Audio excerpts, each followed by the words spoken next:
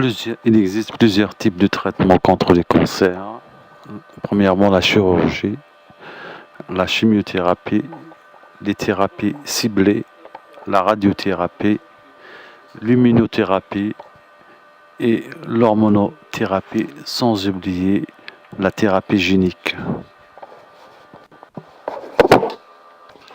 Le traitement de cancer, on va parler aujourd'hui de deux types de traitements. Le traitement cytotoxique et le traitement cytostatique. Le premier, c'est la chimio standard et le suivi des patients, ce sera de surveiller la taille de la tumeur, s'il y a une diminution ou non. La deuxième, c'est les anti-angiogenèses, les inhibiteurs de la croissance, les inhibiteurs de la prolifération, stimulateurs de l'apoptose. Donc, elle entraîne en général une stabilisation tumorale. Donc, il y aura une modification intratumorale. Dans la première catégorie, on parlera des critères morphologiques. C'est le RECIST. D'examen pré-traitement qu'on appelle le baseline. Et là, on va définir les lésions, définir la teinte à la fois primitive et métastatique. Et il faut autant que possible être exhaustif sur le premier scanner. Ensuite, il y a des examens de suivi et au cours de ces examens de suivi, on va comparer des mesures. Donc, on va mesurer une partie des lésions. Eh bien, on va définir la réponse tumorale qu'on appelle objectif. Si votre patient est dans un protocole, ce qui va être utilisé parfois. Donc, on va voir la réponse au traitement. Soit la réponse est complète, soit partielle, soit stable ou maladie en progression. Et le patient va se retrouver dans ces 4 catégories et on va toujours utiliser le même titre dans ces catégories. La réponse complète, la réponse partielle, la maladie stable ou la maladie en progression. On part de cet examen pré-traitement et vous allez faire le tour de toutes ces images et le patient peut avoir plein de lésions. On va commencer de regarder lesquelles nous paraissent mesurables de manière fiable. Une lésion mesurable selon RECIST est une lésion qui mesure plus de 10 mm selon son grand axe dans le plan axial. En général, au scanner, on a une exception avec des ganglions qui sont de 15 mm de petite taille et parmi ceux-là, on peut avoir un grand nombre de cette catégorie de lésions mesurables. On ne va pas tous les mesurer, mais on va les sélectionner au maximum 5 par patient et au maximum 2 par organe. Et ça va constituer des images cibles. Et ce sont les seules qu'on mesurera de manière répétée, toujours les mêmes au contour, au cours des examens de suivi. Et on les mesure et on va faire la somme de son plus grand diamètre. En pratique, comment choisir les lésions cibles? Idéalement, toujours les plus grosses. Pourquoi? Parce qu'une petite erreur de mesure aura moins d'impact sur une grosse lésion que sur une petite lésion. Les mieux, c'est de délimiter, ça c'est très important. Et si ne sont pas bien délimités, on peut faire des erreurs sur les mesures. On prend le maximum possible, vous avez droit jusqu'à 5. Et si vous pouvez prendre 5, c'est encore mieux. Et plus vous aurez une évaluation sur la réponse et moins les petites erreurs impacteront sur les mesures. Essayez d'échantiller les organes si vous avez 5 atteintes différentes. Essayez de prendre une atteinte de chaque organe et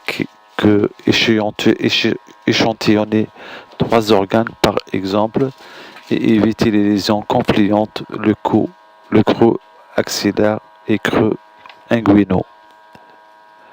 Il faut préciser les sièges des lésions sur quelle fenêtre et le temps d'injection au scanner ou sur quelle séquence en IRM et éviter de mesurer les lésions compliantes et complexes pulmo-ganglionnaires. Pour les lésions non mesurables, soit parce que sont très petites, soit notre mesure elle ne va pas être fiable. Elles sont en plaques ou infiltrantes, épanchements et puis les lésions osseuses, qu'elles soient lithiques ou condensantes, ne sont pas mesurables parce que ce qu'on visualise, en particulier au scanner, c'est la réaction de l'os à la lésion et pas la lésion elle-même. Et là-dedans, on met des ganglions dont le petit axe est plus grand que 10 mm et plus petite que 15 mm.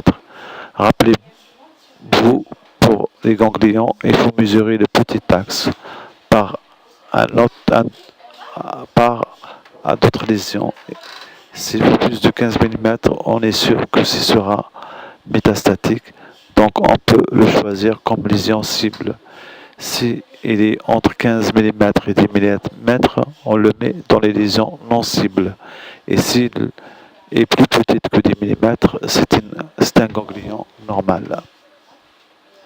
Le patient a eu son traitement et il revient pour contrôle. Et la question posée par l'oncologue est: est-ce que ça marche? Et chaque fois, vous avez 3 questions.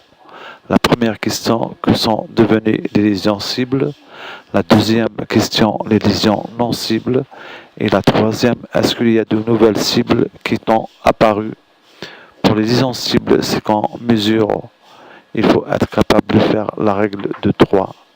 Mais il y a des logiciels pour nous aider. Et le principe, c'est de savoir de combien ça a changé de taille par rapport à l'examen de référence.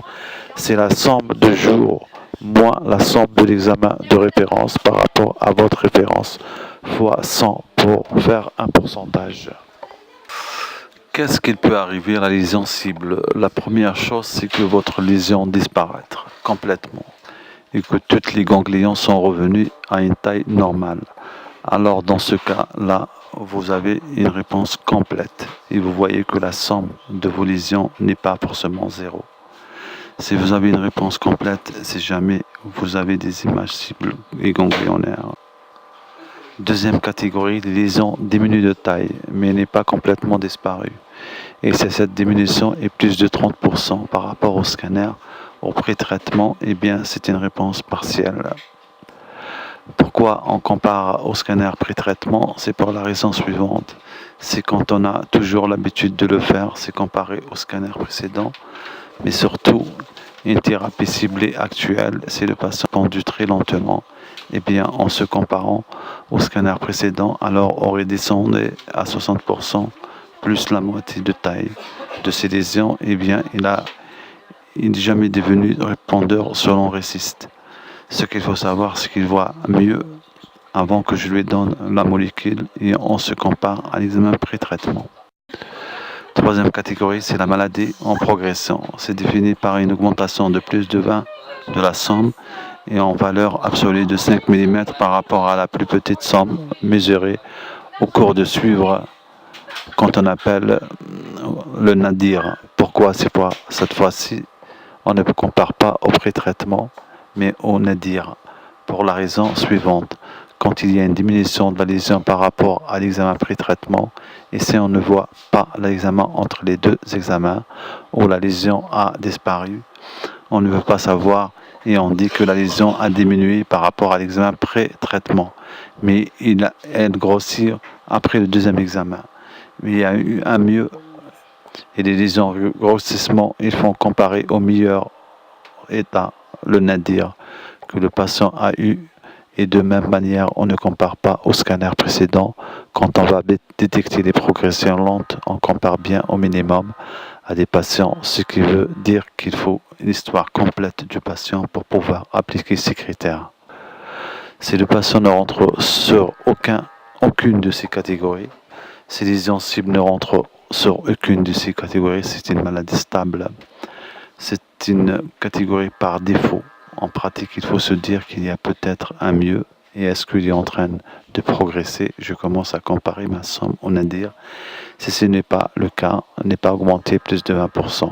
Je me dis, est-ce qu'il est mieux qu'avant le traitement et je regarde s'il est en réponse et s'il est plus de 30% par rapport au scanner pré-traitement et qui a diminué plus de 30%, il est en réponse et si ni l'un ni l'autre par défaut, le patient est stable.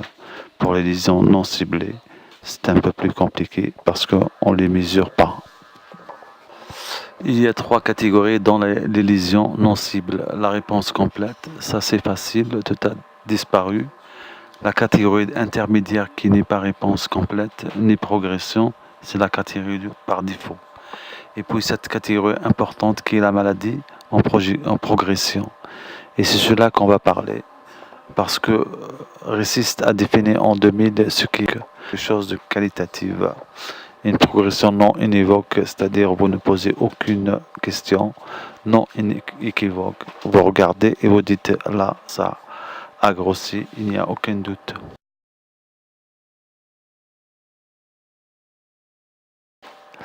Chercher une nouvelle lésion, et ça c'est le plus important. Pourquoi?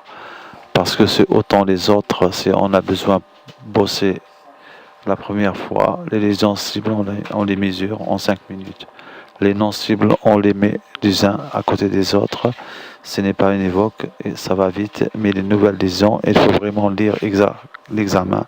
Il faut aller les rechercher. Par contre, vous allez déclarer progresseur patient sur des nouvelles lésions seulement si vous êtes certain de caractère tumoral et certain de son apparition. Si vous avez un épanchement dans le poumon et puis tout d'un coup, il n'y en a plus, et vous voyez une lésion, vous ne savez pas si la lésion existait vraiment avant. Donc le caractère tumoral doit être certain et un épanchement pleural, lui, il n'est pas une nouvelle lésion. S'il y a un doute, il faut continuer le traitement. Par contre, vous appliquez les critères RECIST. Ici, une région anatomique non explorée précédemment, c'est une progression. Pourquoi? Par exemple, si ton patient ayant un cancer du sein et l'oncologue demande un scanner cérébral, en général, il y a une raison patient symptomatique, il va rechercher des lésions secondaires et on présume si les lésions sont apparues ou augmentées de taille. En pratique, comment on fait un compte rendu? Les critères morphologiques. Si je vois une lésion apparaître et je pense qu'elle est bénin, exemple les infections pulmonaires, je laisse le patient en réponse malade stable, sous réserve de la régression des lésions. Et si là, elle apparue est probablement maligne et je ne suis pas certain, je précise que la progression a confirmé sur le prochain examen. Il y a pas mal de protocoles qui exigent une confirmation de progression. Il faut faire la synthèse de ces 3 thèmes. Lésion cible, lésion non cible, nouvelle lésion et réponse globale. Donc si on a une lésion cible, réponse complète, non cible, et on n'a pas de nouvelle lésion, donc réponse complète. Réponse partielle, non progression sur les lésions non cibles. Et une nouvelle lésion, il n'y a pas de nouvelle qui est apparue, c'est une réponse partielle. Maladie stable, donc la lésion cible non progressée. Et une nouvelle lésion, il n'existe pas, donc c'est un malade qui est instable, qui est stable. En pratique, qu'est-ce qu'on peut tirer de ces critères? Ne mesurer ce qui n'est pas mesurable.